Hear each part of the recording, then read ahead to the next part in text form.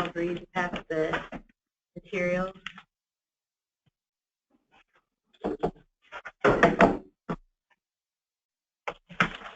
Okay.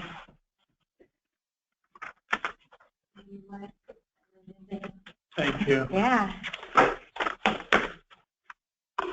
Stuff to scribble on as we talk.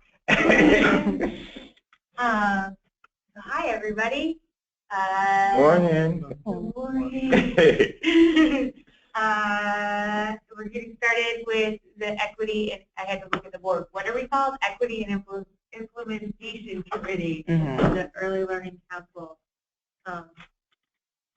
So welcome. I'm Eva Ripito, acting chair. Is that what it's called? I don't know. You want my title?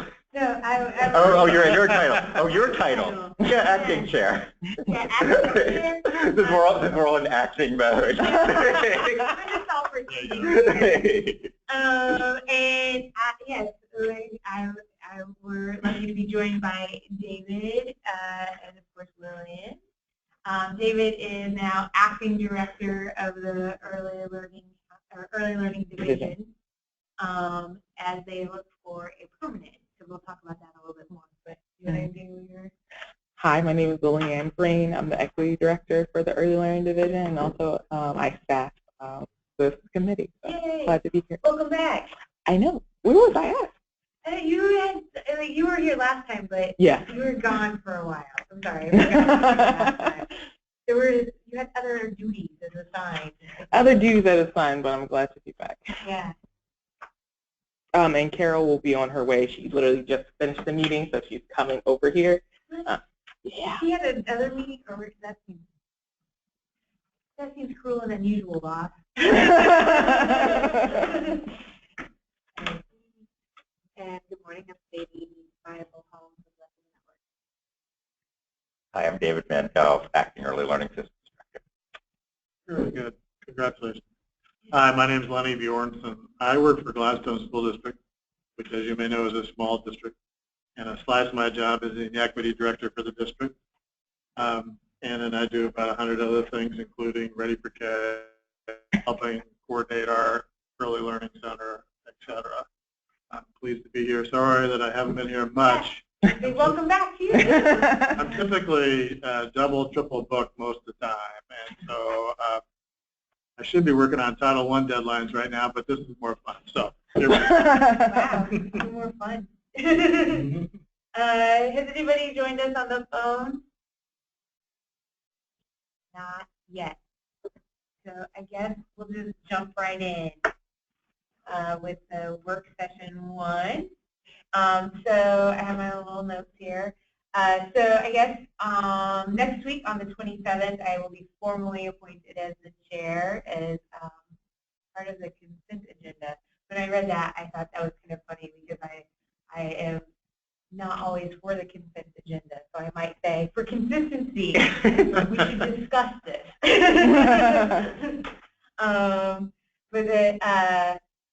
So then we'll be discussing the full council strategic plan as we do. It's the annual retreat where it's a 2-day event meeting where we discuss our strategic plan and the goals moving forward with the entire council. And last time we were here at the Equity and Inclusion, or Equity and Implementation. Equity and Inclusion? I always want to say Equity and Inclusion. We started to rework our, hi there. Hi. Hello, good morning. This is Joyce Harris. Okay. Yeah. Oh, sweet. I'm sorry I'm late. I have the wrong tweet. I didn't have my address written down. That's all right. It happens. Yeah. I'm Eva. Thank you very much. Yeah. And then somebody else just joined us on the phone. This is Joyce Harris. Hello, Miss Joyce. Hi. Thanks for calling in. So we're just getting started. Oh yeah, I guess I don't need to yell. I was yelling, and then Lillian just moved the microphone closer to me, so I don't have to. Silently. I know.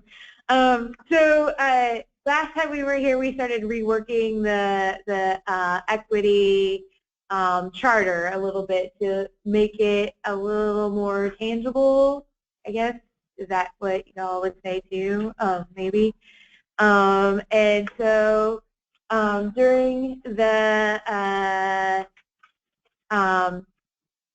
during our discussions around the strategic plan, I'll be able to talk about what we've been doing here and then how to rework the strategic plan to match what we have decided on with our charter and go from there.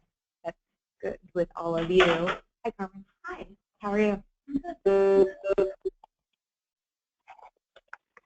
Somebody else just joined too? No. So on the ELD search, so as we said, David is the interim, and there will be a national search, correct, for the permanent ELD director. So if you know somebody who should apply, send them a link. Do we have a link for a job description yet? I believe it's out. Let me check to see if there's a link out Okay. yet. I believe it is, and I'll make sure it gets passed along. And then I don't know if you want to talk a little bit about that. I'll talk a little bit about that one. Yeah. Great. So I guess for our discussion today, should we talk about adjustments that we've made to the our charge and what you would like me to take to the full council next week? Is this updated from? Yes. Yes, I see so that. Carol had Revised. opportunity to go through it, and she updated it. So I guess if everyone has opportunity to just review it. Did Ms. Joyce get a copy too on email? Yes, all the documents were emailed. Today. Hello? Hello? Yeah? I didn't. Is it this morning? Oh. I think it was Carol sent them out with the agenda for the meeting. Oh, okay. I missed it. Sorry. Oh, no worries. That was my fault then. So Eva, this document says July 15. Is that a misprint? No, we just we went through it. Was it in July? Yeah, we didn't meet in August. Is that correct? Yeah, we didn't meet in August. I know, but it says 15. Oh, 15. Sorry. 16? 16. Sorry. Okay, great. I did that last night too, where Okay. and Andy was like, "Are you living in the past?" That's fine by me. I'm still doing stuff from July 15. But, It is not an election year. I'm in denial. Aren't we all? Yeah. So yes, sorry. Thank you for pointing that out. It should be July 16th. So I guess, does anybody have any more changes? Are we good with what it looks like? And I apologize that I totally missed seeing this come through. I guess we can take a moment.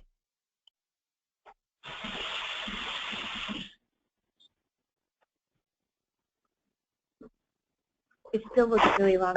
Now that I'm looking at it, I'm like, oh yeah, there are only 4 main bullets now. And was it 7? Yeah, we have like 7 or 8.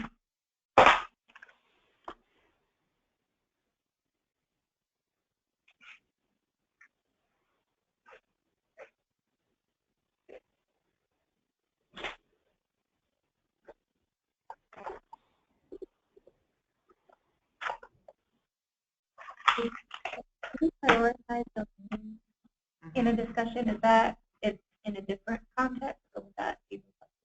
It would be reflected here. So in July, we had an opportunity to talk about like the early learning division. They went through the Coalition for Community Color self-assessment that had 9 different domains. From those 9 domains, we identified the domains that the early learning division took on for their equity breakthrough work.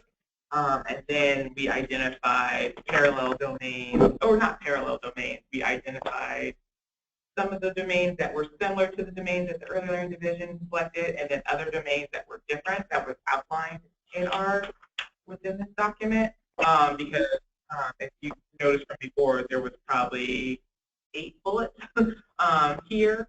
And in order to accomplish all that, it seemed as it was going to be an unattainable task to accomplish all of those very well without, narrowing them down. So in our July meeting, the discussion happened where the committee identified the domains that they wanted to focus in on and found parallel domains with what was articulated within the charge. And here's the revised version. So this still has the 9 domains, and I guess I thought we narrowed down to like 4. Yes. We're going to focus on So the 4 domains. so that's the 4. So the breakdown under the established, hi everyone. Hi. The bullets under the second domain just sort of listed out the things we wanted to keep, and even though it's like the four black bullets were sort of the big pockets of work we wanted to keep, and then we wanted to break down the parts that we felt like we could keep, and it's not final. So if there's any feelings that people are still like, it's too much, it's too far, there's still time to adjust. Is that fair to say, Eva? Yeah. Because I remember specifically saying, yeah, we want to keep service user voice and influence. We had a lot of discussion about those 9 and narrowing those down at the last meeting, is what I recall. But I don't know. I wasn't in the room of a phone, so I could have missed some of like where we landed with No, it. that's really good. We did. Is that? I do remember that too. And I don't remember which 4 we landed on, but we went back around a few times about it. I don't know that much, but I feel like I made Right, and I definitely have mine somewhere. Yeah. Yeah, I do really remember that being something that we landed on as well. Just so we don't do the same work. Right. We'll post notes. I know that we landed on, we had originally had 4, but then we expanded to 5 because we couldn't eliminate one over the other. Yep. Yes. We had a long conversation about was community collaboration and service user voice the same or the different. Yeah. They're different. Yep. Thank you. Hey, Madam Chair, Eva. Yeah. I really do like dark bullet point power, because we, in our little equity journey in Gladstone, really recognizing the difference between the voice of professionals who work in the business versus families and students, that voice. And we have taken real intention to include family and parents' voice in our growth. And so to the extent that the word communities gets used a lot of different things, whether it be professional communities or neighborhood communities or communities of color, whatever it might mean. For me, for us in Gladstone, we really are articulating the difference between people who work in the business and the daily parent, family, student view. The key impacted by direct services. There's one way to put it, yeah. Just 2 cents worth. Yeah. So I have the notes from last time, and I'm just going to email them to all of you just so that we can stay on time, so that you can have a cross compare that if I the notes that came out here. And if I miss something, tell me. It will not be sent. Okay. But it looks like, okay, so this is what we got. The top 3 places of agreement were Equity Implementation Committee should focus. Policy work from the ELD should go through the equity lens with the Early Learning Committee. Community advocacy groups should be invited to share their policy proposals with us as well. We should be involved with rulemaking and revisions to ensure that the ELC and ELD rules protect those furthest from our community. Community Voice Act, which is what Ms. Joyce wanted. As complex as community organizations, faith-based organizations, social service groups, and also include individual voices that don't have access, or government outlets or community groups. And would like to work on a professional development around the way quality is talked about for all early education. And then for the charge, making sure that we're implementing the equity lens across ELC's work as well.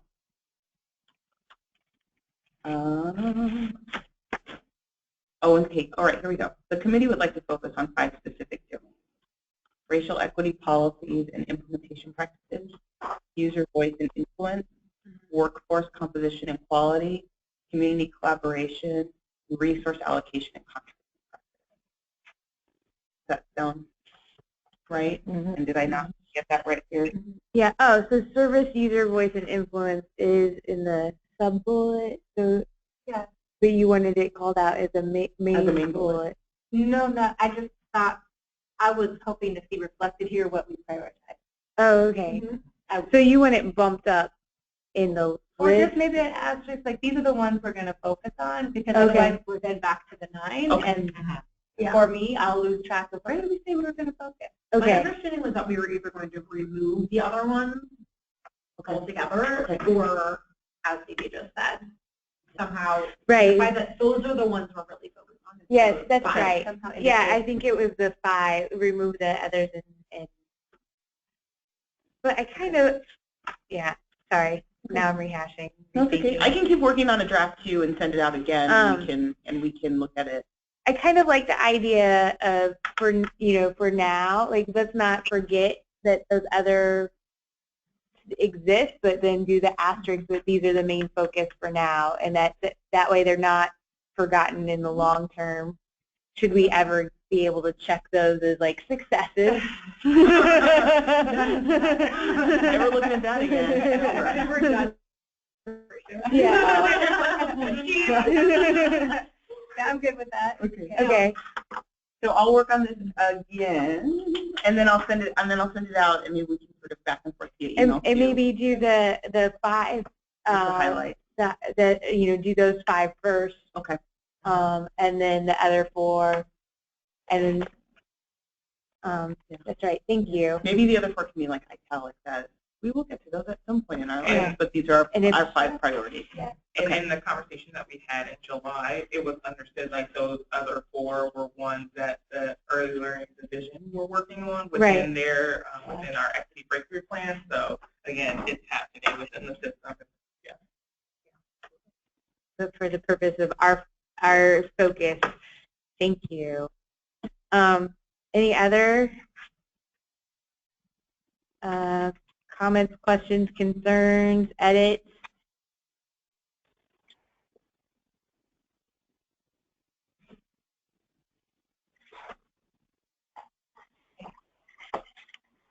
Great.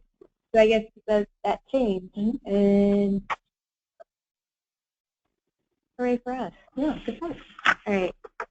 So now I guess we'll go on to David's Do portion. you want to say anything about the October 18th meeting?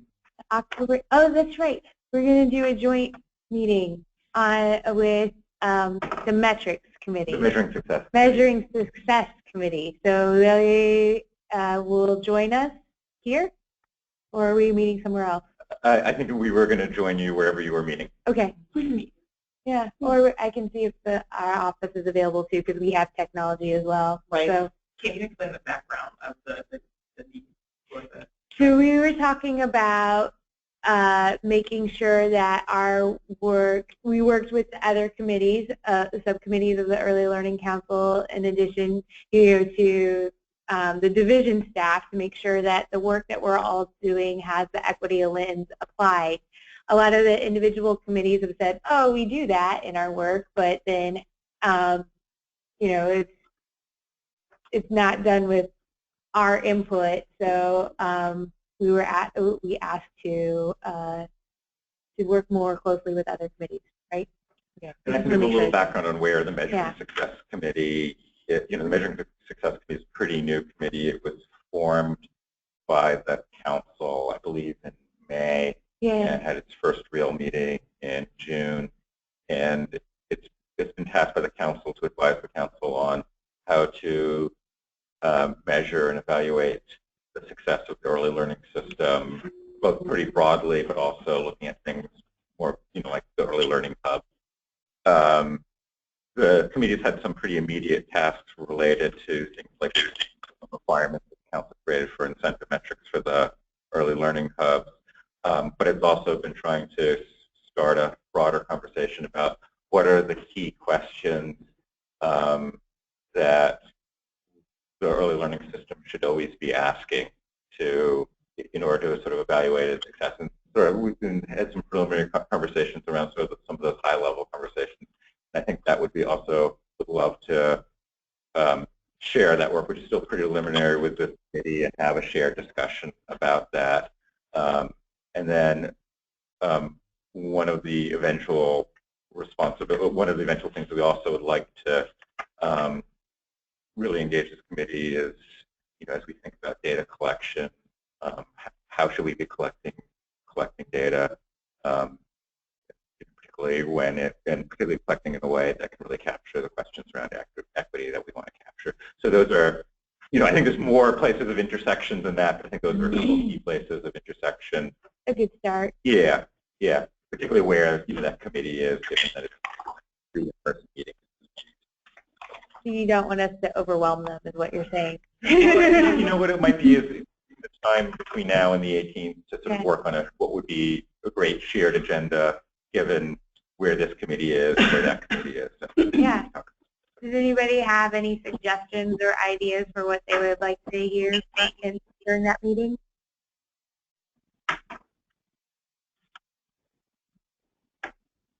Part of what we could do is also just share each other's work plans.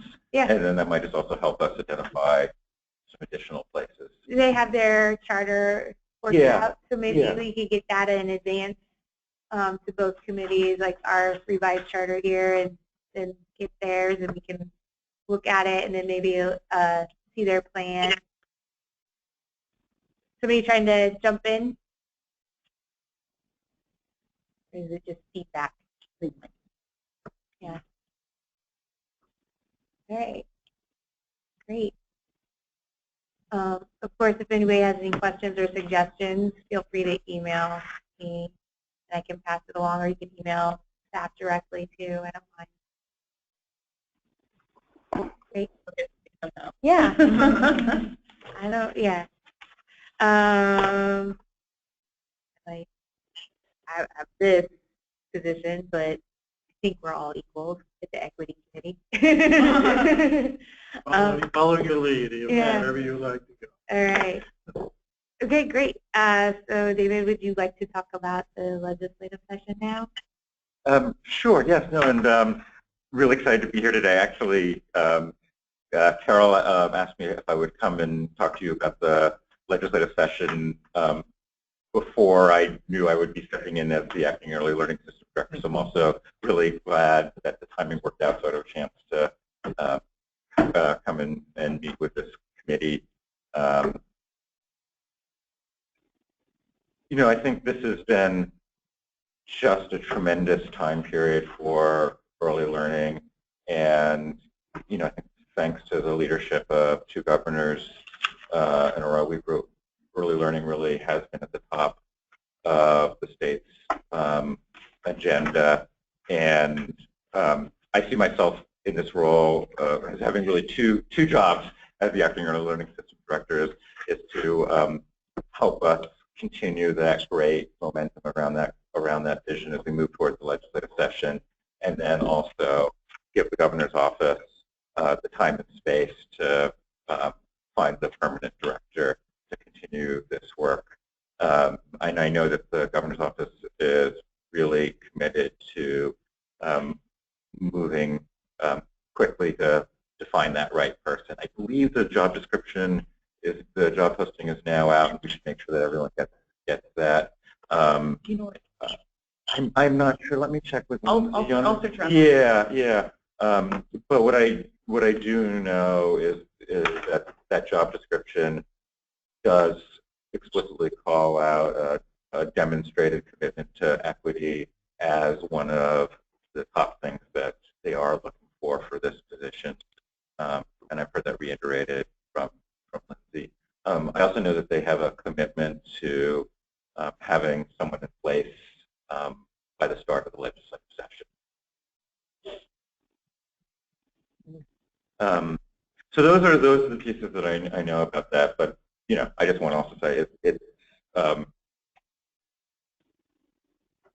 having been involved in this work for so long, this is really such an honor to be in this position, to have this chance to help steward the work along during this interim period. Pleased about that.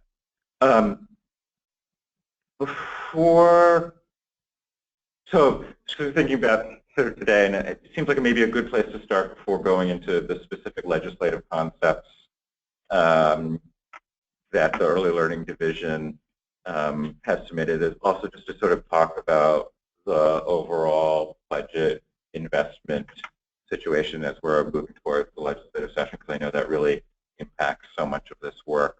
And so much of that is really, very much still in development.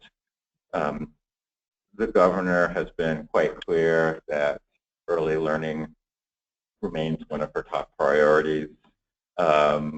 I was recently in one of the education cabinet meetings where the governor's education advisor pulls together all the agency heads around education, and he in that meeting talked about early learning as one of the top priorities of the governor. So if the governor's advisor is telling this, the other state agency heads, it really is something that's really on the top of the list.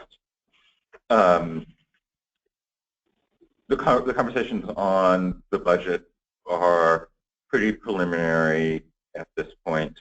But what I would say, when Lindsay and I have started to talk about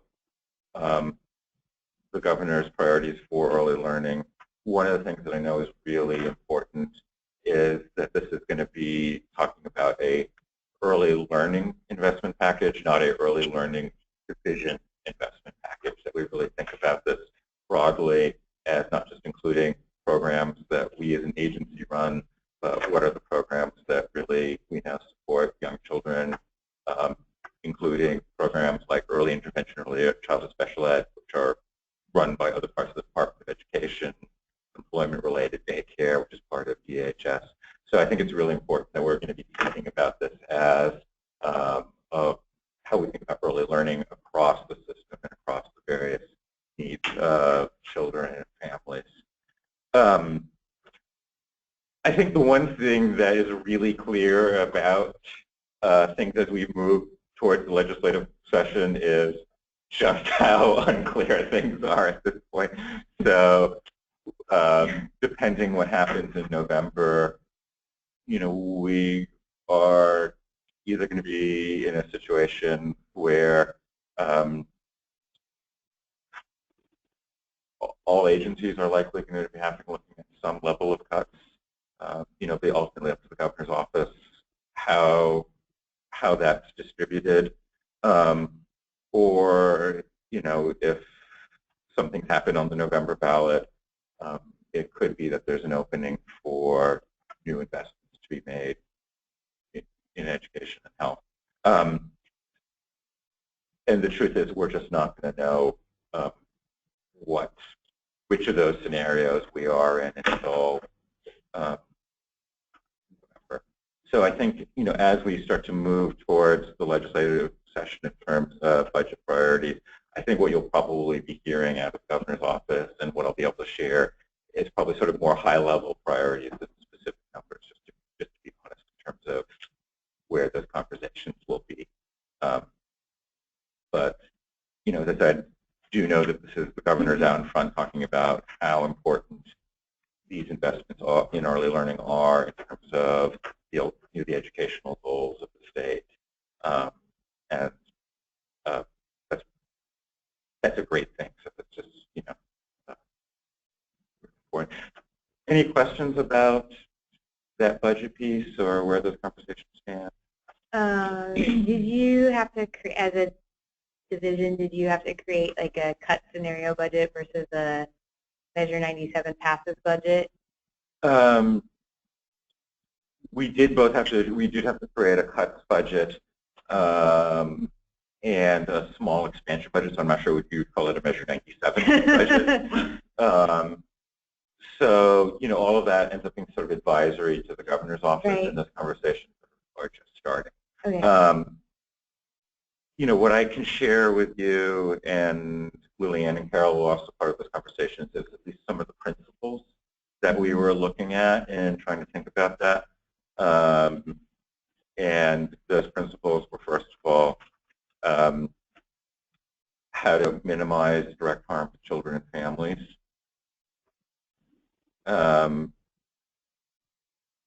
Second of all, minimize cuts that would put in danger our ability to maintain the health and safety of children. Third of all, also looking at sort of where there's sort of important momentum, and if the momentum was stopped, would it be really challenging today to try to pick that momentum up? Am I missing anything in that? There was a fourth principle we talked about, but those are the three I'm remembering. But that was at least how we sort of tried to sort of organize the conversation about how to think about, you know. None of those are good scenarios, right, but how to at least think about those choices in a responsible way. Absolutely. Anybody else have questions? Just a comment from where schools, you know, some schools, or actually many schools, haven't figured out that this isn't just a windfall. I was at the food bank advocacy workshop sessions a couple Fridays ago. And if you look at PERS backfill, what the hospitals want, what the university system want, or what housing wants, it's gone. Right. It's used. I mean, there's not a nickel more for K-12 or anything else. If you look at those 4 or 5 big packages, and frankly, the advocacy power of K-12 isn't as strong as seniors or adults with disabilities, the hospitals or big pharma.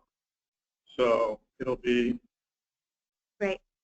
I mean, I spent 15 good years in Salem, and I don't remember a time where we teed up such likely battles in the hallways. Oh yeah, I talk about because in my portfolio, in my day job, not only do I have early learning, but public defense, public health, mental health services, and intellectual and developmental disability services. And I tell all of my friends at the table, I'm taking all the money. Right. Just me, no, with the services that I represent. I mean, it's still, like you said, there's so much need. Several times spent over. Yeah, and so it's it seems to be like a lot. It seems to be a lot of money, but it doesn't even. It just begins to get to the need, and for so many things that have been underfunded that include education and investments in early learning and all the services. And when the universities came out in early August with their 40% ad plan, that's all about posturing. As David well knows, is that some of the decisions get formulated in August that manifest in May. And so with the hospitals, for the university system going after a 40% increase, that's a big catch. Yeah. I think everybody knows that they got to come out with a big ask to get what they need. That's one of the strategies. Or you wait till some night in April. But I do think that this is part of the reason why it's really important to talk about a coherent early learning package that really looks across the continuum and across the different kinds of supports, and be really able to articulate why those pieces all hang together in a really important way, and why they are crucial to the long-term future of this. And regardless of who does the implementation on the ground. Yeah. You want to share a little bit about those? Sorry.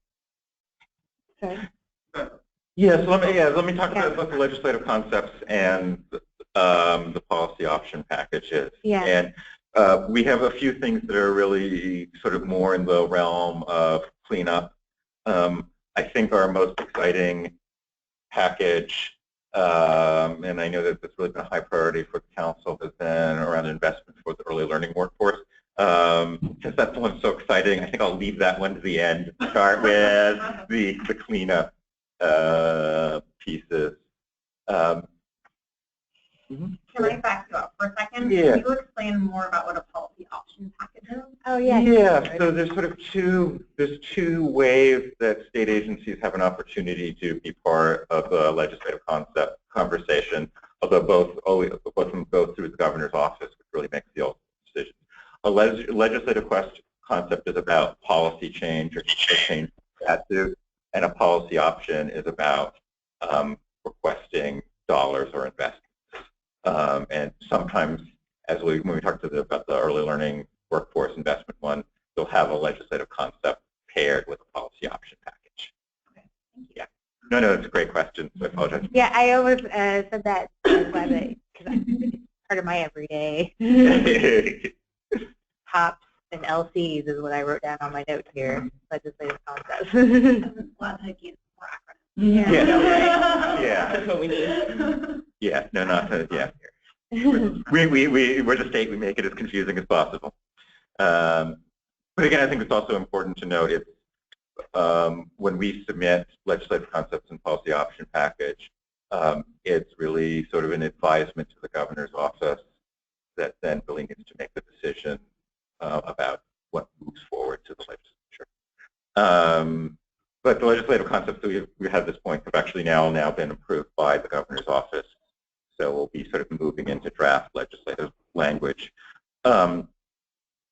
One of the biggest pieces that we as a division have been working through really over the last year are implementing the changes that went along with the Child Care Development Fund reauthorization. So that's that big federal block grant that goes to states that both pays for finances, child care subsidies for working families, and also is a substantial federal investment in child care licensing and the early care and education system.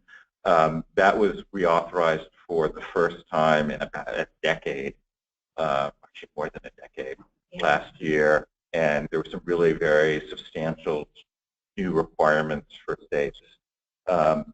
Those requirements include that for the first time, license-exempt child care providers receiving child care subsidies will have to engage in, will be an on-site health and safety monitoring of those providers for the first time. There's also some really substantial new rules around fingerprinting and background checks, and some new requirements around pre-service and post-service, pre-service and ongoing training for child care providers, both including licensed providers and license-exempt providers receiving subsidies. So a lot of changes. Not all of those changes completely matched what was in statute. So just to give you an example of one of them,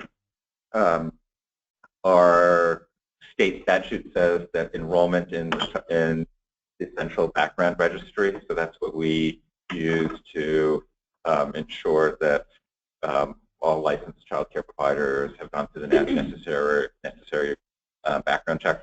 That requires the statute that to be done every 2 years. The federal requirements now have us doing FBI fingerprint background checks every 5 years. So that's just, an example of one of those places where we need to figure out how to make that work. So we have a legislative concept that would take the 2-year out of statute and make that part of the Early Learning Council's rulemaking authority, and also some other changes related to the Central Background Registry to help us be in compliance with the new federal rules. I'm going to get really geeky. What's the laws that you asked for around that? I can't remember the relating cause off the top of my head. Is it really broad, like Early Learning Council rulemaking authority, or? I think it's more, it's not that broad, but it's fairly broad around the enrollment process. Okay. Yeah. Sorry. And then, then there's also part of the new federal reauthorization is new requirements about sharing information with the general public, and so we've also asked for a sort of statutory cleanup that will allow us stakeholders, including AFSCME, on the implementation of what that actually looks like. But we also just want to make sure that we have the ability. So those are some of the more technical. Those are the sort of two technical cleanups. One of the legislative concepts that was sort of in development, and to be honest, I think there's going to be some probably more work on this one before we get to session, is Megan had been working with the Health Authority on the legislative concept around home visiting and how to create a more integrated system. To be honest, I think that piece might just be a little bit in limbo as we're in this sort of transition period. So hopefully I'll be trying to work with the governor's office and Health Authority just to figure out where that's actually going to land before the legislative session. So more on that to come on that piece. Is it, so I know Dana Hepper and Children's Institute have an interest in working on a home visiting program, legislative concept. Was Megan working with them, or is this separate from that? So I think their piece is separate. I think there's a couple different pieces floating around out there. So part of, I'm just hoping to do in the next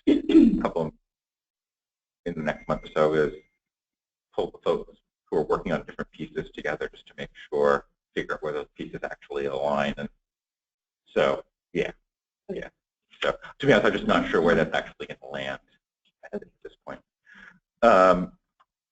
So then, in terms of our sort of technical legislative concepts, or the sort of just cleanup ones, those pieces, home visiting one may be a little bit of a bigger piece depending on where that lands.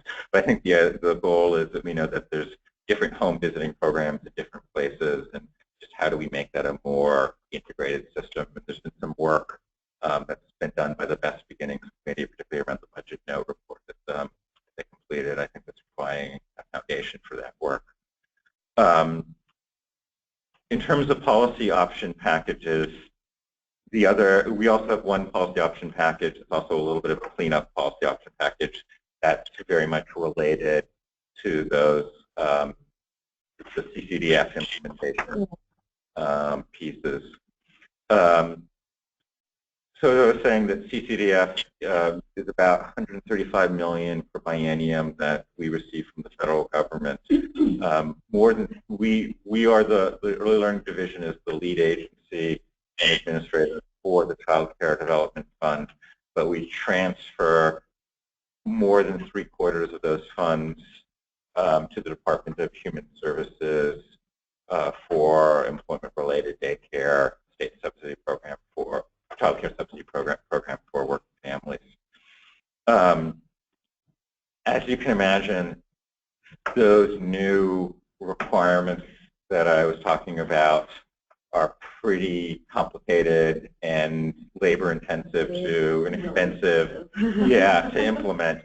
So if you think about it, at any one time, I think there's about 1,300 license-exempt providers receiving subsidies. All of those folks, we are going to be having to set up time and do it go into their homes and do a health and safety monitoring. That's a lot of time. The new 14 hours of training? so the new training requirements, and then the new fingerprinting and background check is also a pretty labor-intensive process. And since this is a CCDF requirement, we're looking to use CCDF funds to implement this. That's probably about an additional $7 million cost over the next biennium. So we have put in a policy option package to shift about $7 million of those funds that would normally, that in the past have gone to DHS to support employment-related daycare, to keep those funds to implement those changes that we need to implement. Part of that policy option package is also a little bit of a smaller fund shift. In the past, we've had these sort of three-way contracts with us, DHS, and partners such as the R&Rs and Western. We've been advised by DOJ to not do three-way contracts. So we're just going to make those like two. We will still be working very closely with DHS on those contracts, but there will be a two-way contract between the Early Learning Division and those partners. So those funds that we would transfer to DHS, we would then hold on to, but the services would actually pay for that part of the package. So that's also a little bit of a technical fix. And then the third part of that policy option package is the one part where we're actually making a general fund request to the legislature for new dollars. So in the past, there's been a very small percentage of child care providers who we've required to do the full FBI fingerprint background check. And those are, for the most part, I think, providers who had just recently moved into the state. That, don't quote me on these numbers because I'm going to get them slightly off, I'm sure. But, and Carol, you've been involved, so you can jump in and tell me when I get the numbers wrong. The full cost of that search, can be around $90 per person. In the past, we required the provider to pick up that cost themselves. It was a pretty small group that impacted in the past. Now that's going to be everybody, and that's not just $90 per provider. That's if there's multiple providers, that's $90 per provider. But also, if you're a family child care provider and there's other adults in the household, they're also subject to those background checks. So that can be, a fairly substantial cost to a care provider who's probably not making a lot of money. So, in recognition of that potential burden, we've asked the legislature to allocate about $4 million to be able to cover those costs of those direct costs to the provider. It's a little bit of a complicated situation for a couple of reasons. One of those is these new requirements. We need to start implementing them in January. So, best case scenario, legislature allocates those resources. We wouldn't be able to cover those costs using general funds until July or something like that. So a little bit of a tricky situation. We were in the lucky situation that for some reason not every state decides to use all of their CCDF funds, and then the federal government redistributes some of those unspent dollars to other states. So we did have a little bit of a bonus check this fall from the Fed. A little bit. Couple $100,000. So we're using that to subsidize the cost between now and July of those fingerprint checks. So our goal is to have it around $35 per provider during that period. Again, what we don't know is exactly what will happen come July, because that's really going to depend on decisions from the legislature about whether we have the resources to be cover the costs. Do you have any idea what the window will be for people to have it done by? That's part of the issue, is that we have to have everyone gone through the new requirement. I believe it's about a year from now, or a year from January. I believe it's a year from January. Again, I can get you the correct date, but there is a pretty hard and looming deadline to have so that's why we have to start doing this in January, and we can't really wait too long. There's no way that we would be able to get everyone to that requirement. So thank you for asking. Yes, because the requirement isn't just to have that as the new check, it's to have everyone through that check. That's going to be hard too, because like if the price changes in July.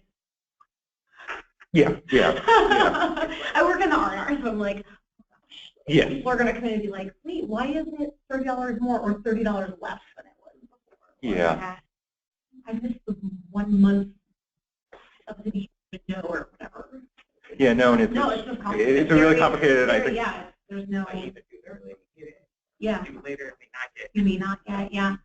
No, I know, Caroline. I've had some conversations on how you communicate this really challenging situation, and I think we are trying to do our best as a division to mitigate the cost and impact to providers, but it's still challenging to figure out how to do that. It's not going to be so. Well, and I know one of the things that you know too is that some of the providers will even put a family who don't live in the house but are there regularly, or family friends who come over regularly, that who aren't with the children on their own, but who are just there. And you know, if an inspector comes by, they want to have everybody in the CBR, and so they want to know. It's a step above and beyond just to protect themselves and the kids, you know, in their care. But a lot of them are asking, you know, how will they handle that going forward with the fingerprinting too? Because it seems like, you know, before you could just ask for the driver's license and it would run through, and it was $3, and now it seems like a bit intrusive to ask your teenage son or daughter's friends to do fingerprinting for the FBI. Yeah, 18 and over. Is it 18 and over?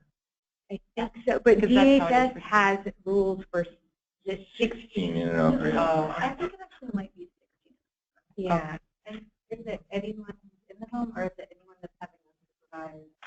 It's anyone who will have unsupervised contact, or who is a regular visitor to the home, or who will be staying there for extended time. So not like if your sister-in-law comes for 2 weeks, but like if they're coming for like a month, or if you have someone who comes like for coffee every day, or like several times a week, and like spends like, you know, an hour and a half hanging out at the house with you. Yeah. They are required to do background checks. Presumably they could be like alone with the kids while you run to the restroom. You know, like if you're licensing or any other person stops by, they can say, "Who are you? Are you in the CBR?" And if they're not, and the provider was in a different room, they don't really, you know, the inspector doesn't know how long that provider was in that room. This is Joyce. I hate to break in, but I'm glad you did. Yeah, well, I'm going to have to get off because I'm headed over to Senator Wyden's office for a meeting.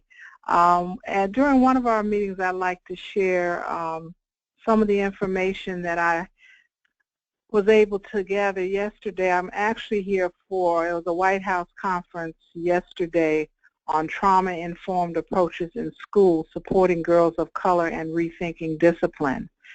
One of the presentations was from Dr. Nadine Burke-Harris, who talked about adverse childhood experiences and its impact on the 0 to 6-year-old age group. And so, you know, at some point in one of our meetings, I would like to share some of this information because it has implications for, you know, just the work that many of us do, and particularly for how we kind of have it on our radar. You know, how do we deal, or how do we, you know, keep an eye on what may be happening with some of the younger ones and their providers. Yeah, so, that would be so great. anyway, yeah, so I just wanted to jump in. Go ahead. I was going to say, could you ask the good senator to please work on more funding for CCDBG? Of This healthcare course. development block grant. Yeah. Yeah, you know, I'm open book. Yes. And they'll say, well, Joyce, if you see the senator, tell him. Okay, so I've got a list. But anyway, sorry I can't be there, but I've had a whirlwind of a week. Just came back from the White House, and went on a tour there. So it's been a good week. And but I do want to talk about the trauma, the whole issue of trauma, and some of the data that they're looking at as it relates to the younger ones and trauma. So well, I will add that. Yeah. So we'll do that at some point. Sounds good. Thank you. Thanks, Ms. Short. Okay. Well, y'all have a good day. Thank you. You too. Have fun. Bye-bye. Bye. So actually, I feel guilty because now we're going to get to what I think is the most fun part of the agenda. That wasn't the fun part? Lots of money for that person. Can I go backward? I just have this question I cannot get rid of. You're killing me. Why would states opt to not use all of the money I was kind of curious about that too. in that grant? I don't know, and Does it come with strings that some people are like, I don't want the part of the money that has that string, and you can like not take that part? I mean, my understanding is it's sort of all or nothing, right? There's a set of requirements, and you're either compliant or you're And there's not. a match too. Yeah.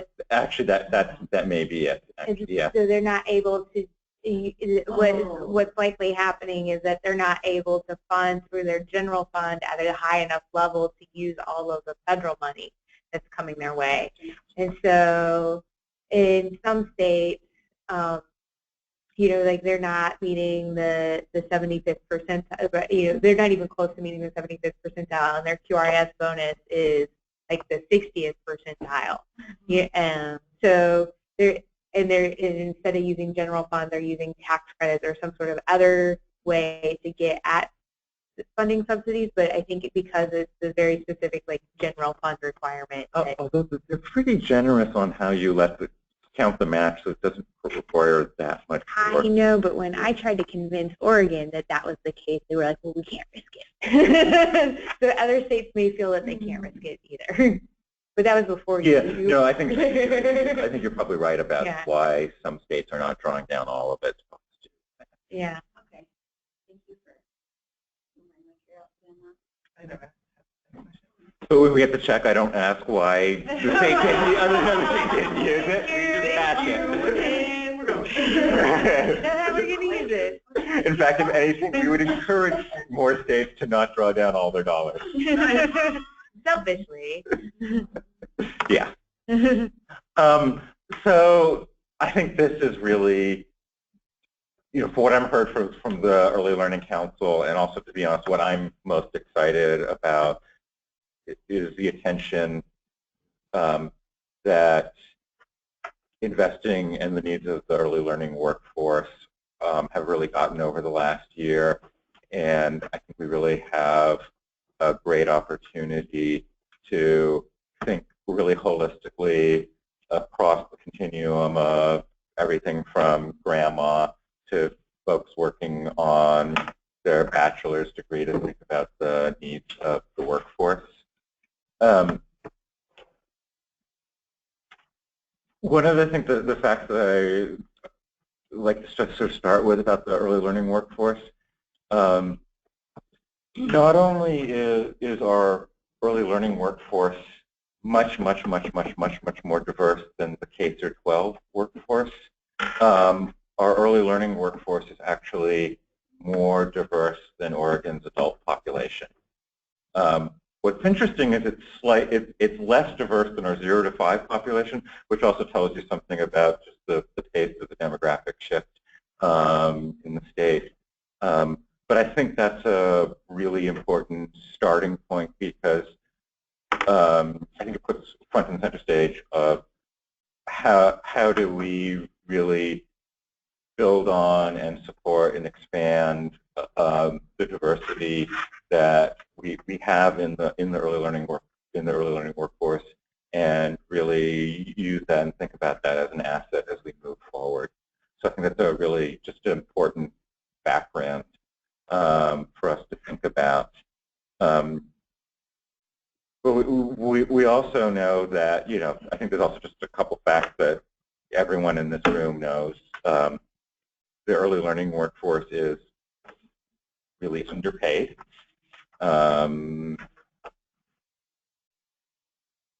Probably Head Start teachers, if you sort of look at different jobs in early learning, are probably one of the higher paid, and it's still, $20,000 less than a kindergarten teacher. We know that these are folks who are working, and working often more than full time, and opportunities for professional development and formal coursework are really challenging.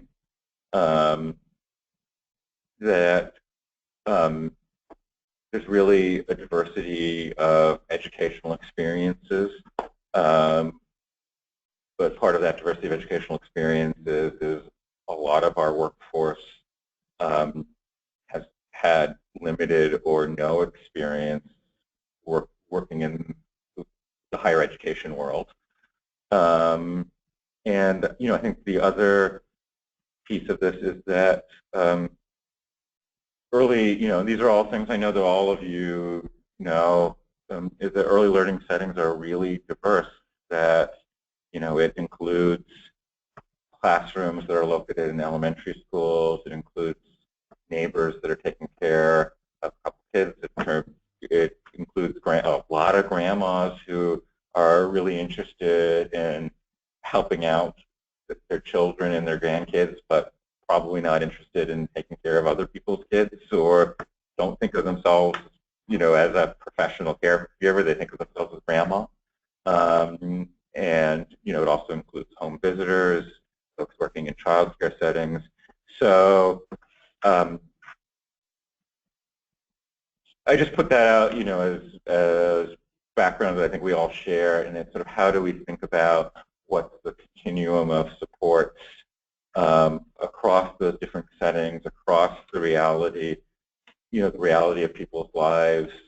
And, that's really what we heard, when we've talked to partners, what we really heard loud and clear when we were doing community engagement around the rollout of Preschool Promise and implementing that, what we've heard in our engagement with R&Rs and hubs, and also what we heard clearly from the Early Learning Council.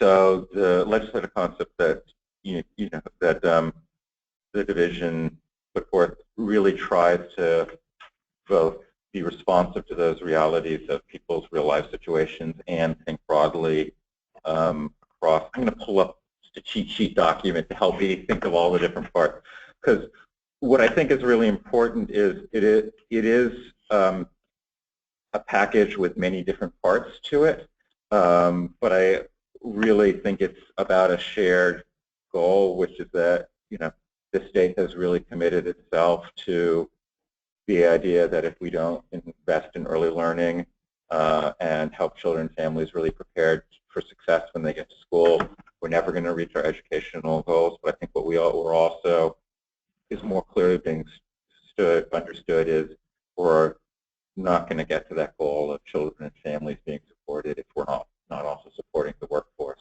So I think everything in that package is for that one goal, but it's also a lot of little parts. And I think it's really important that we talk about it as a single package that recognizes those diversity of parts. Also, just interrupt me at any point if you have any questions. I feel like I'm getting into that a little bit mode. But this is something I really do care passionately about, and I think it's so crucial to where we, as a state, want to go, but also is, I think, also really crucial to our equity goals. So this is a great place to be talking about. So the way that we sort of divided it up, which I think is at times a little bit artificial, is pre-service education and training versus sort of ongoing education, service and training. So that's, I think, just more in terms of organizational strategy. So part of the piece is a couple years ago, really under the leadership of Margie McNabb, piloted 2 consortiums working with community colleges to really have culturally and linguistically responsive navigators, coaches and peer mentors working directly with early care providers on how to navigate the community college system and start working towards a CDA and a degree. And, you know, I think one of the real important lessons learned is that for folks who are working full-time and haven't had experience in a higher education setting, just having some help in how you sign up for classes and someone to talk to is really, really important. And those networks had great success, so we really want to see if there's an opportunity to build upon that.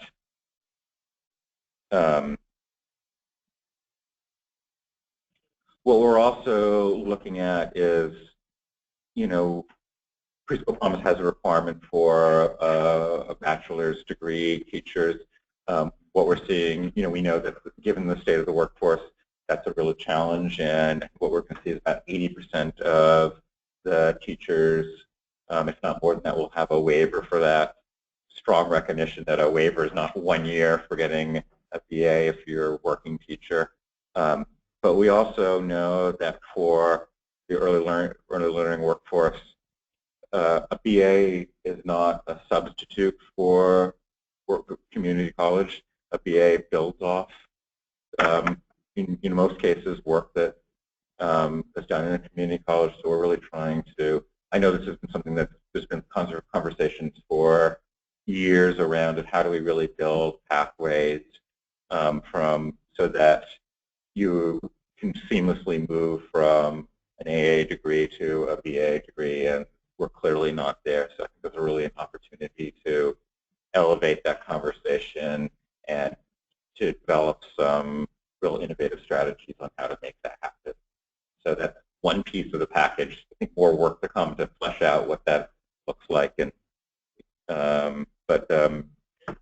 also really want to thank Lindsay from the Governor's Office, who's really taking the lead and bringing those higher education folks to the table to talk about how our higher education institutions, both community colleges and four-year institutions, are going to really support the early learning workforce. So I think some good things to come out of that.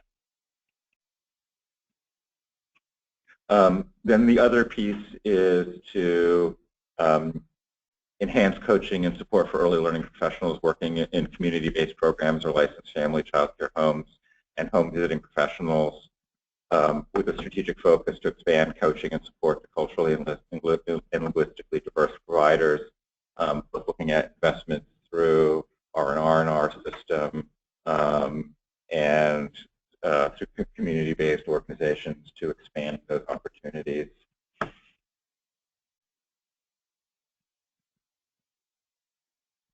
And then the other piece of this, which I didn't mention earlier, but I think as we think about the full continuum of the early learning workforce, how do we also think and talk and act with home visitors as part of that workforce? So part of the package is also looking at how do we just do some of that basic infrastructure work of building out the career lattice, the Oregon registry, and then also the Oregon registry online to make that a system that also works for and integrates home visitors into this discussion. And then there's also part of the package looking at supports for friend, family, neighbor providers.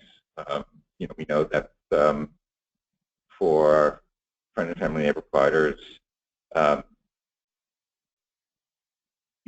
some of the professional development work that even calls itself professional development work, not the right strategy for reaching out to grandma. So, really looking at some creative strategies, like play and learn groups and other strategies to be able to provide support to, some of we know that, and I know that all of you also know this, that a lot of the children that really are our priority are in informal care, and we also want to make sure that there's opportunities to support them and support the providers who are working with those families. opportunity to do that. We've done some preliminary research and work, and hopefully this will give us an opportunity to actually fund some of those strategies. And make sure that we get credit for it. Yeah, I think that's part of figuring out those pieces is how do all of these pieces link, right? So, I think we don't want to necessarily assume that grandma wants to go into this for business, but if she does, we want to be there to help her. Right. And if you're inviting someone to something like Play and Learn, and they're going to be required to have 6 hours of ongoing training, making sure that they're able to be credited for the time that they're there. Yeah. That's Yeah. Yeah. If it's a play and learn, it shouldn't just be focused on the learning for the children, but also for the adult who brings them there. I'm just looking at the flexibility that will be required in the credentialing. In terms of what we're doing for the legislative concept is going to be pretty broad because we've often found that sometimes we put too much detail into the legislative concept, and then we work on legislation, and then we work on the implementation, and you're like, oh, that was really dumb. But it's like directed by the legislature, so you don't really have a choice. So the legislative concept that we're still working on, with the legislative council, will be more along the lines of legislature recognizing the high importance of the early learning workforce, directs the early learning division to do a number of high-level things. And I think that will also, the idea is give us time and space that we actually get an investment that we can work with you and other community stakeholders to really figure out how to implement this. So we're trying to give enough detail. It's a really meaningful ask, but not so much detail that you can't implement it flexibly and with community partners at the table. A couple of questions or observations, and I think it's really exciting. And I'm wondering, is there any conversation about removing the VA requirement from preschool going forward, or looking at an option in many positions today, experience-based substitute for education? Is there any room for that in the discussions that are currently being had, and if not, I would encourage that to be considered? So we have not submitted a legislative concept explicitly around that. I know that there's lots of conversations around that happening. That's coming from me. I know that one of the things that the council wanted to do was to be able to, at the very least, have, I'm going to get the step number wrong, step 10, which is sort of the equivalent of the VA in the registry. The equivalent, we were told that the statute was too clear to be able to do that at the time. So, I think that's one of the places where I know that this conversation is happening. It does create a real structural barrier that's an equity issue for providers of color to access this position. And my other question is around access to community college credit. I think it was alluded to for community-based learning, and so that if a provider has attended, training after training after training with R&R, or they've been engaged in a community-based organization receiving professional development, that to then go back and take that same kind of content at a community college might feel sort of like a waste of time. It might feel, where they've already invested time and money, what they've been learning, and have some accreditation that's a partnership between community colleges and CPOs. I think that would also open up those pathways more in community college. So, and we know that while there has been work done to be able to transfer registry steps to community college credit, the reality is that doesn't always happen or work.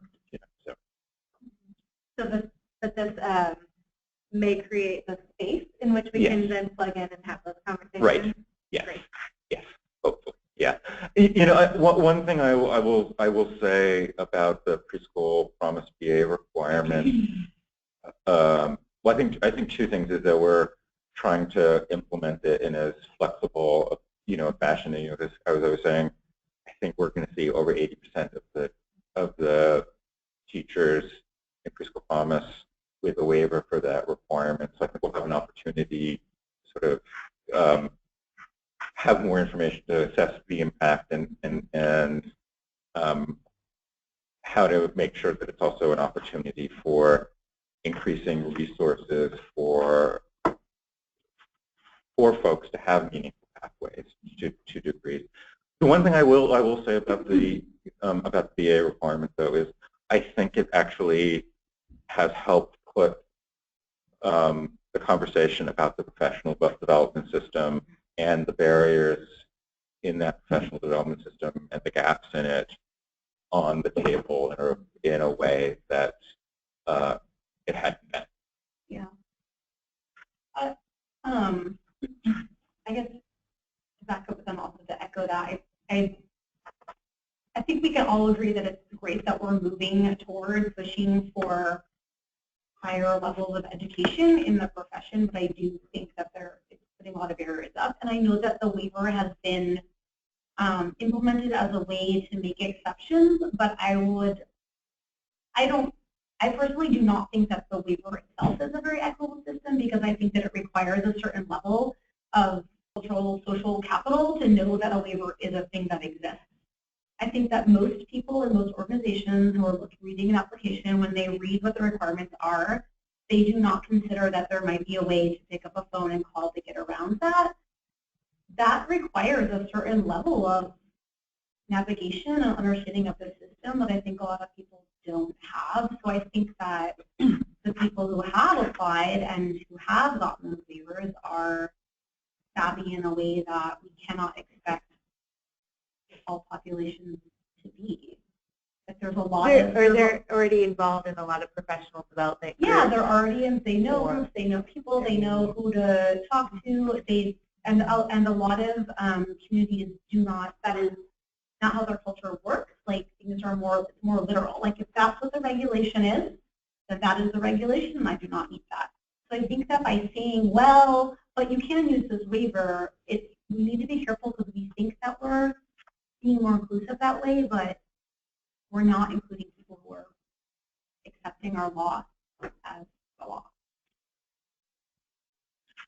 You know, Deb, it's interesting is that you mentioned community colleges and such. We did a pilot project for a lot of Head Start families that most of our Head Start families in our center are working.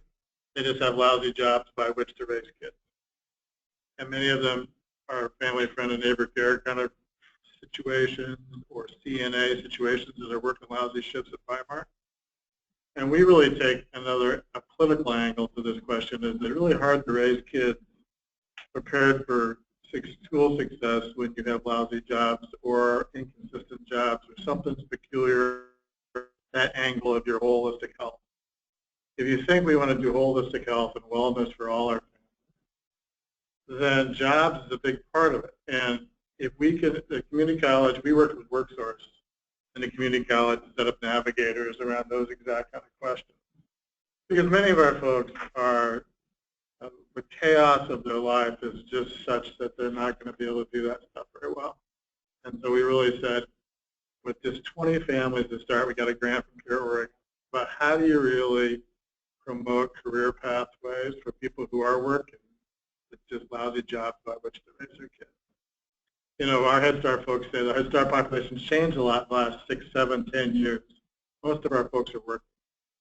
It's not the other kinds of poverty that we had in Head Start when it started. So just for us, the political angle is that, you know, you're going to get pushback from a lot of legislators about workforce stuff. But if we convert that to really it's about holistic supports for raising kids ready for K, that's a more palatable question for us, particularly because if you're ready for first, our work is that you're much more likely to graduate. Well, we know a huge challenge for families. You know, it's often they don't get told by their employer their work schedule a week before. I know. Right. You know, and it's terrible. You know, if you think about something that adds huge amount of chaos, particularly when you're thinking about trying to line up childcare. Huge issue. Most providers do their own staffing schedule on Sunday night. Sunday night. Yeah. Yeah. If I need to make any changes to my work week, my provider requests that I call her no later than 9 p.m. on Sunday. I'm like, so you're doing your schedule. I mean, she has a general idea, but we were talking about the fair work schedule or predictable work schedule. One of my providers said, how am I going to do that? I said, if all your parents knew what they were going to work a week in advance, you would know what you were. She's like, oh, yeah. Yeah. And the same exists for most retail and restaurant jobs. Yeah. It's hard to raise a family when you're gone a lot or you have an inconsistent schedule. Right. Yeah, I think that's a really important point. I think so often the conversation about early learning is we're thinking about the kids and the quality of services, which is obviously the bottom line. But if we're improving the conditions of those who provide for the kids, those are low income too. Yeah. So we're lifting up more children that way. I remember for years and years, decades, most Head Start staff were former parents. And that was the beauty of family engagement and all the economic development strategies that were embedded in Head Start. And that is our model in our early childhood work too at Latino Network, and that's why this is so something I'm also super passionate about, because the folks who are delivering service do a fantastic job, and most of our staff are so far away from being able to access college, even community college. Yeah. I mean, but they're doing great work, and so to say, here's this 10-year plan for you to get a BA, it's sort of like, well, no thanks. I'll just keep doing this over here. Yeah. But there is a huge resource in the community, and I think the other piece is so it's encouraging that the early learning workforce is closer to reflecting the diversity of the 0 to 5 because of the research that shows how important that is for kids to be taught by folks who can reflect their life experience, and that is the resource that we have in the early learning workforce, and the more we can, that's our job right here, right? Figure out how to break down those structurally racist pieces that create access. So exciting. To expect to hear more from us. So one piece of feedback that I have received from one of my providers who's participating in Preschool Promise, one of the things I'm really proud of the work that we did was making sure that in mixed delivery it did include family child care, multiple types of settings, and there are certainly some challenges and still exist to be some challenges with that, but it's a brand new program. But one of my providers, who is one that doesn't have a BA, I think she has an AA in criminal justice, she's a 5-star provider, and she said, I have changed nothing in my program, essentially, from being just 5-star QRS to Preschool Promise, but the parents are showing me more respect. Because she now is considered a preschool by the state, because she's no longer just a daycare. She's officially a teacher. She's officially a director of a preschool, and she's like, it was just that name switch, like I am participating in Preschool Promise, and she thinks it's the weirdest thing. She's like, I didn't change anything. I have the same curriculum, right. I have the same families and kids, but I have a little bit more, a higher level of esteem in their eyes. Yeah. So a lot of her kids that are on the Preschool Promise had been families that were using ERDC and do use ERDC then for the wraparound hours that don't apply to the, so there's still, it's just really interesting. I was like, I think that goes back to what the conversation that Katie and I have been having too. You were just talking about the work that people are doing and like being recognized for that. Like she's been doing really quality work, right? And somehow like it got a new label, or it was like recognized in a different way that gave it didn't seem like that. Yeah. That was above the 5-star. Right, the training that she's been getting has been good training, like it allowed her to get to there. And so that training also needs to be recognized for what it is. I mean, I think right. At the last meeting, at our R&R, we have community college professors developing classes for us and using them for presenting in those trainings, but they're not community college credit. Right. That, we need to find a way to make that a pathway where they're recognized for the work that you're doing. And I know that our providers have also talked frequently with Portland State about, at some point in the Oro, why can't we just be recognized, instead of having the equivalent hours to a bachelor's degree, what can we do to just get that bachelor's degree without having to redo everything? Is it that we, do a practicum or write a thesis or something, but, how does that 20 years of experience and years and years of continuing ed that's required for their license, and now part of the, even more so with the QRIS, get counted for that. Yeah, and something I shared with my own experience, I received a graduate credit from Concordia University for a leadership development program I participated in at my job. I never set foot on Concordia campus. I wrote like a reflection paper, and I didn't pay a dime, and I have a graduate credit. So that to me is a privileged access piece, right? Because of the profession I am in, I could have access to that. It was on the job. It wasn't administered by professors. It was administered by community partners and we read a book, we discussed it. It wasn't rigorous. And it's probably not nearly as practical and hands-on and rigorous as the training that a lot of the early learning providers get. So there has to be a way. Yeah.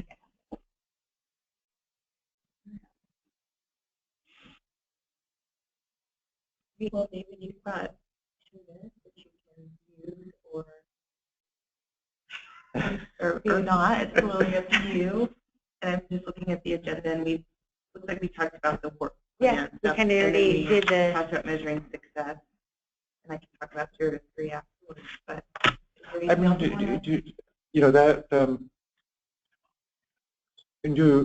looking at other questions about the legislative session or the legislative concepts, or just about the early learning division in general?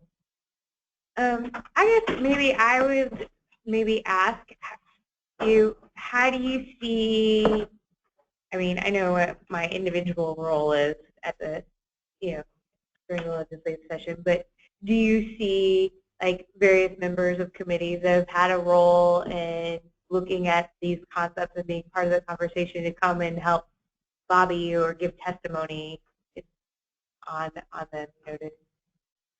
I think particularly for the early learning workforce piece, it's really important to have a broad group that's supporting the full package. And I don't mean that to say I think it's also really important to have voices there who also can talk about specific components of that, of why it's really important to support the friends and family, neighbor providers, why it's really important to provide meaningful pathways into the community colleges, why it's really important to expand access to culturally and linguistically responsive community-based trainings. So I think that was a long-winded yes. Yeah. No, thank you. Yeah, I guess I would. Yes.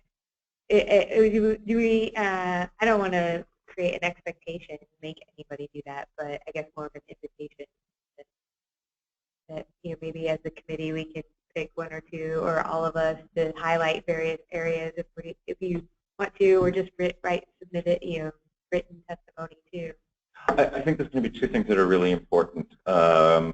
One is really helping to articulate to the legislature why the investment in the early learning workforce is so important, and also articulating the diversity of the early learning workforce and why that's so important to support, and why it's so important to sort of think about that full continuum of the early learning workforce. Thank you so much. Oh, this is fun. Yeah. Oh, and can I add it? Yeah. Before Megan left, we were talking about how we get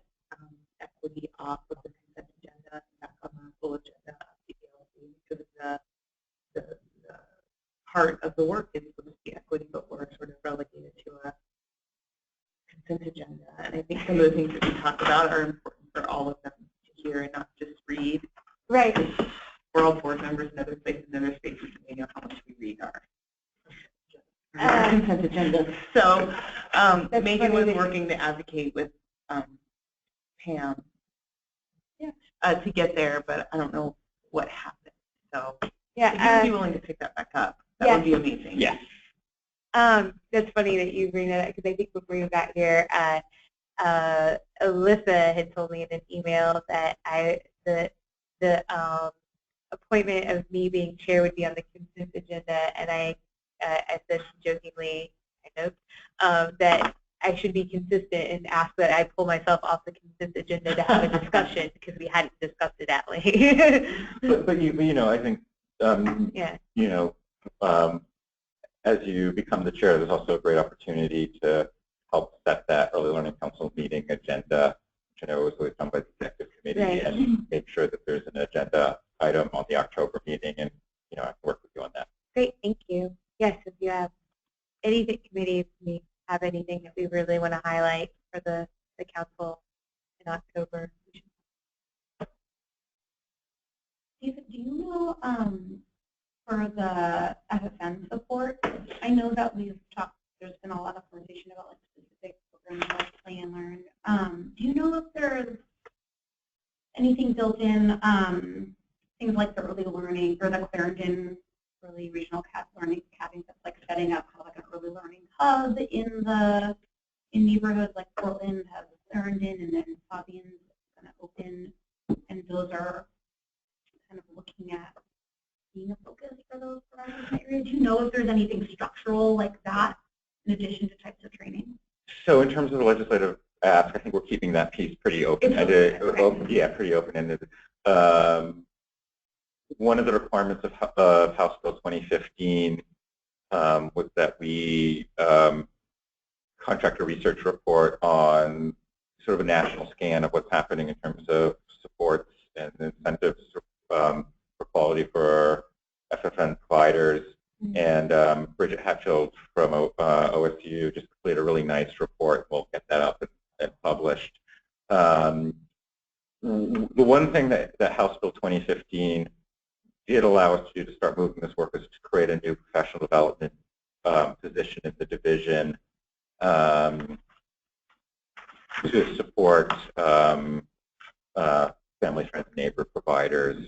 And we did have a great person in that role, and she decided she also wanted to move back to more directly working with providers. So is now going to be one of our licensors, and will be wonderful in that, but also means that we will be needing to refill that position. Is that posted as well?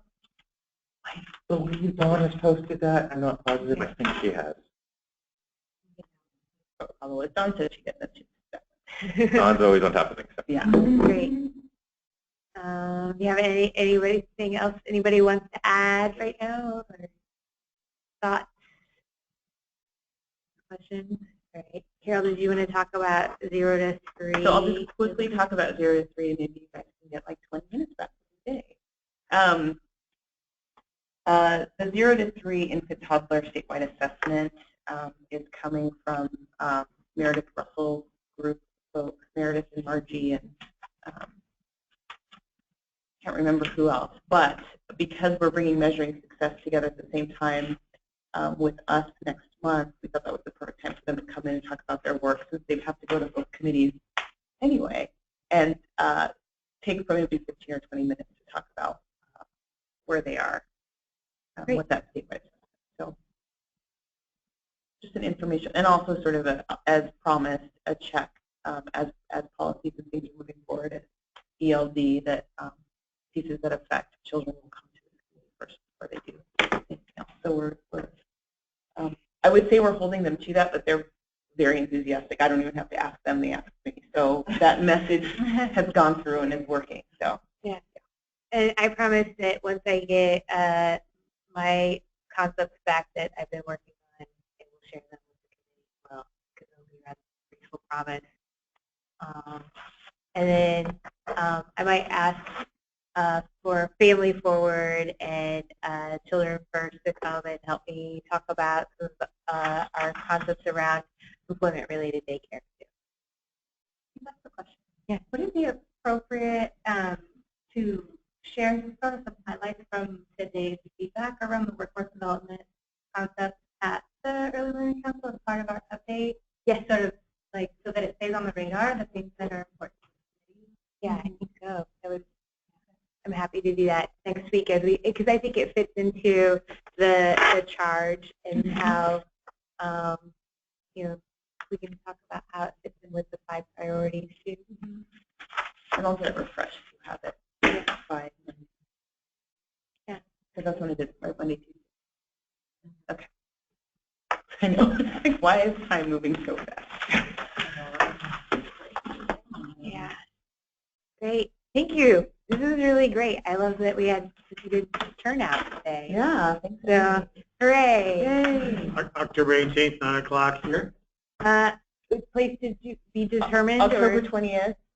Right? 18th. Oh, I'm sorry, thank you. October 18th.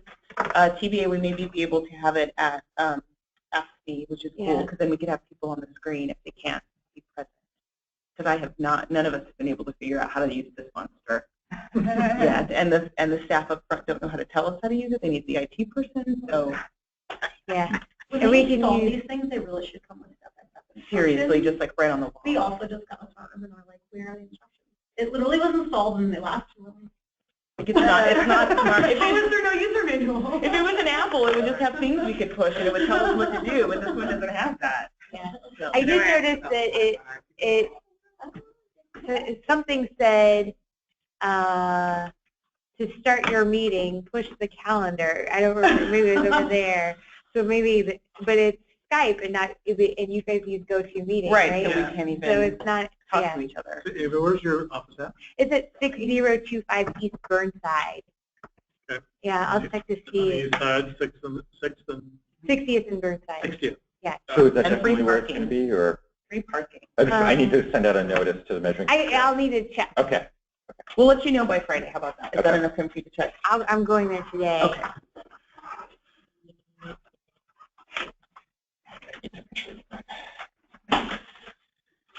I think I need to skedaddle to Salem. One of those trips back and forth. I think we're done, Teresa. Yeah, Thank you. Thank you.